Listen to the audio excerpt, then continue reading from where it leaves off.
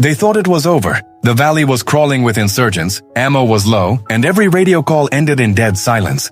Until the shadow appeared. Commander Blake Lawson, retired Navy SEAL, was just a quiet fishing guide now. Locals knew him as the man who rarely spoke, eyes always scanning the tree line like he was waiting for something. When a young SEAL team booked him for a training expedition in the Afghan mountains, they joked he was just a washed-up vet. Too old, too slow, too quiet. What they didn't know was that 10 years earlier, in this same valley, his unit was ambushed. Everyone he called a brother was lost in seconds, except him. He lived because his captain ordered him to retreat and call for air support. Blake still heard that order in his nightmares, and the guilt chewed through him daily. Halfway through the exercise, real gunfire erupted. Insurgents had moved in fast. The young SEALs were surrounded, cut off at the riverbed. Their radios jammed, medic down, fear everywhere. When one of them shouted, "Where's the old man?"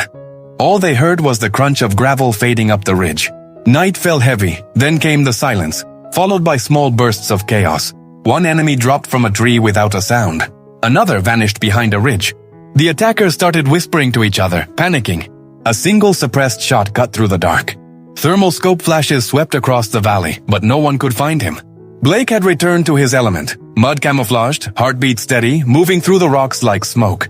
He used their own echoing gunfire to mask his steps. When the last insurgent screamed into the night, the SEALs realized they weren't alone. When extraction finally came, command didn't believe their story. They claimed it was an internal training malfunction and ignored Blake's name completely. The young team was ordered never to speak of the incident. Blake just nodded, eyes blank, and slipped away into the dawn. A month later, a satellite image leaked online showing a lone heat signature crossing that same valley, carrying 6 recovered SEAL ID tags. Military channels lit up. Every one of those tags belonged to the men lost in Blake's first mission years ago. Nobody ever found him again, but the tags were delivered to Arlington, wrapped in a piece of desert cloth with a single line stitched inside. "Always finish the mission.